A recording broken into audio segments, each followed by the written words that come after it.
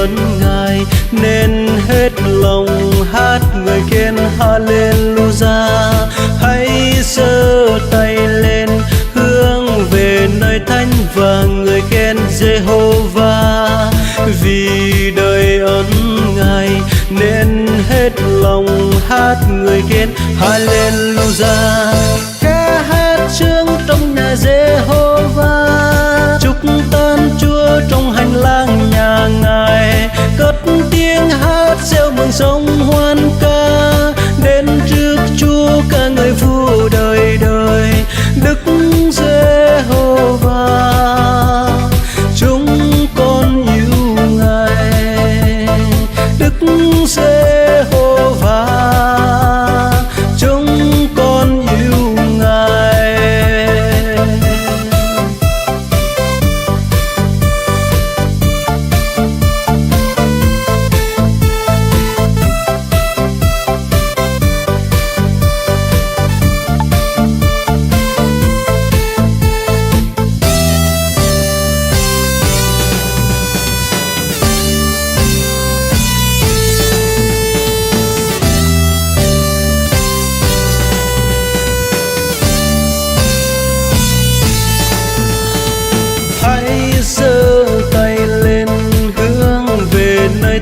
Và người khen Jehovah. Vì đầy ơn Ngài nên hết lòng hát người khen Hallelujah. Hãy giơ tay lên hướng về nơi thánh và người khen Jehovah. Vì đầy ơn Ngài nên hết lòng hát người khen Hallelujah. Ca hát chương ca người danh Giêsu, chúc tan Chúa vô quyền năng đời đời. Cất tiếng hát reo mừng trong hoan ca, đến trước Chúa ca người vua đời đời. Chúa Giêsu ơi, chúng con yêu Ngài. Chúa Giêsu ơi, chúng con yêu Ngài. Ca hát chương ca người danh Giêsu, chúc tan Chúa vô quyền năng đời đời. Cất tiếng hát reo mừng trong hoan ca, đến trước Chúa ca người vua đời đời. Chúa Giêsu ơi, chúng con yêu Ngài. Chúa Giêsu ơi, chúng con yêu Ngài.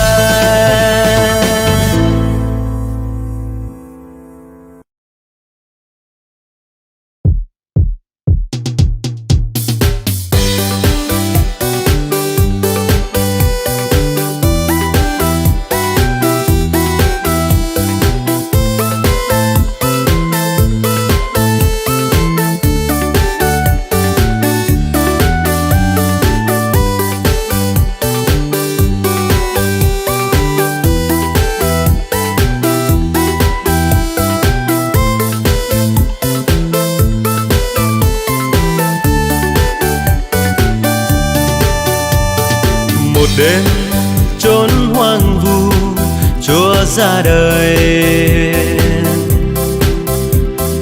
đầy con đã chờ vờ rồi băng giá.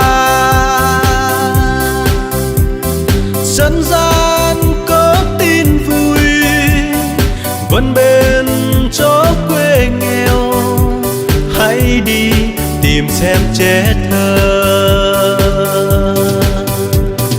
Và có mấy anh rất nghèo tới Vĩnh Viễn, trẻ thơ sống khăn đạp trên má. Và có tiếng ca ấm vang muôn thiên thần, hỏi xem hân hoan cầu bình an. Một đêm Chúa sinh ra, đêm kỳ lạ, và câu gió thân cây ngàn cơn cơn gió. Đêm khuya giữa cánh đồng, xa mơi giữa đêm dài, ánh sao bình an đã về. Và có mới anh rất nghèo tới viện viện, trẻ thơ trong khăn đắp trên má. Và có tiếng ca âm vang muôn thiên thần, hỏi sẽ hân hoan cầu bình an.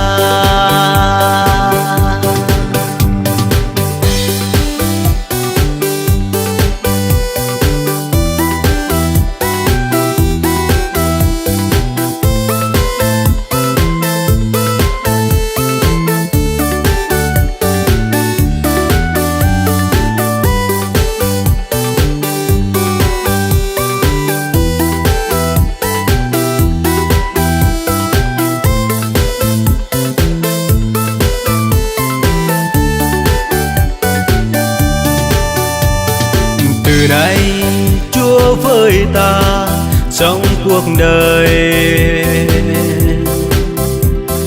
cùng nhau bước thăm thân đường dương thế.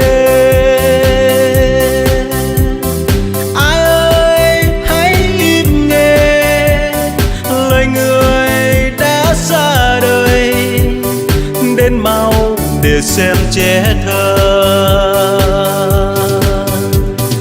Và có mới anh rất nghèo tới vĩnh viễn, trẻ thơ trong khăn đắp trên má. Và có tiếng ca âm vang muôn thiên thần, hỏi sẽ hân hoan cầu bình an. Và có mới anh rất nghèo tới vĩnh viễn, trẻ thơ trong khăn đắp trên má. Và có tiếng ca âm vang muôn thiên thần, hỏi sẽ hân hoan cầu bình an.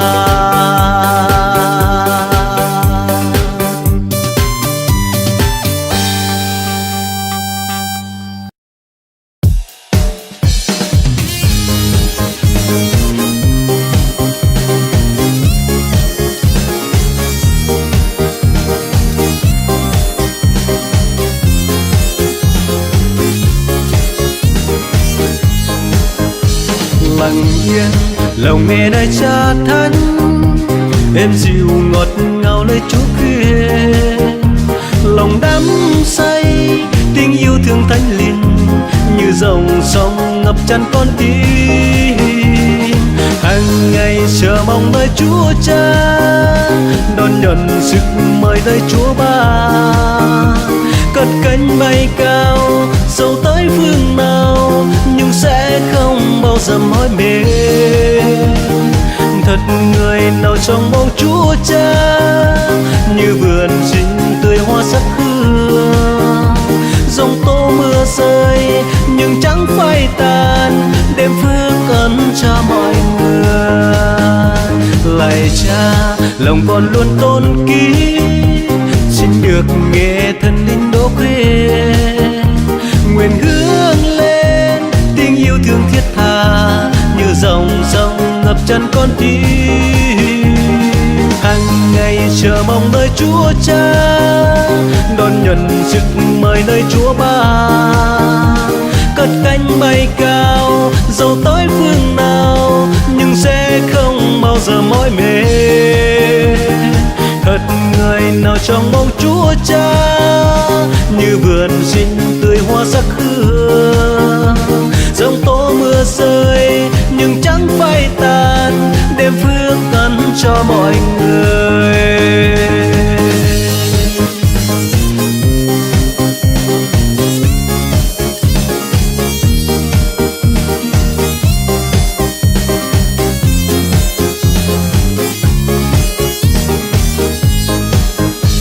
lặng yên lòng nghe nơi cha thánh, êm dịu ngọt ngào lời Chúa khuya. Lòng đắm say tiếng yêu thương thánh linh, như dòng sông ngập tràn con tim. Hàng ngày chờ mong nơi Chúa Cha, đón nhận sức mời nơi Chúa Ba. Cất cánh bay cao dẫu tới phương nào, nhưng sẽ không bao giờ mỏi mệt. Thật người nào trong bầu Chúa Cha, như vườn xinh tươi hoa sắc hương.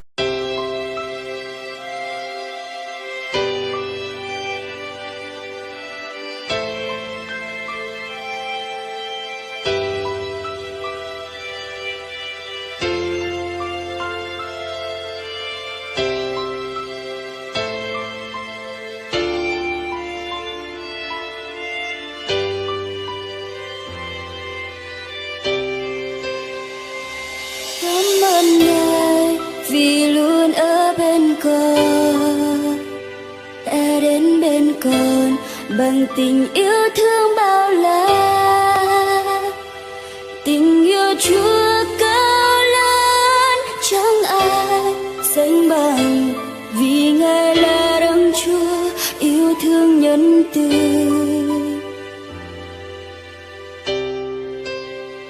Tình yêu trong Ngài chẳng hề thay đổi rời. Ngài đã vì con mang đau đớn nhục hình, vì tội ô nhân gian. Ngài canh vác thay tội nhân, vì lòng yêu thương Ngài chịu chết vì tội con, vì tội con. Nguyện tôn vinh danh Chúa, Ngài thâm vinh hiến trong đời, người khen danh Cha quyền năng. Là Chúa Giêsu yêu thương, hãy tin cậy nơi Ngài. Đừng lo lắng hay sợ chi, vì tình yêu Chúa mãi không thấy sai, vì Ngài mãi yêu con.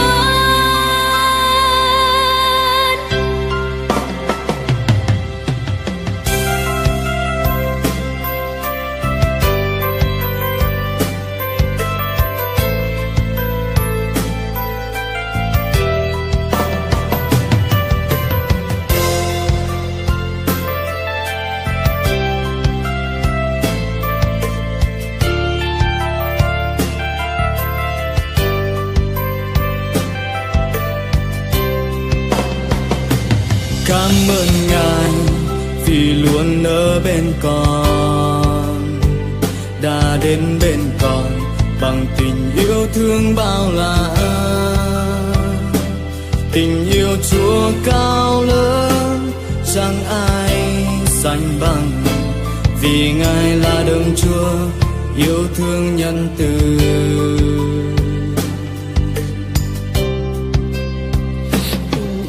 Trong Ngài chẳng thể thay đổi rời.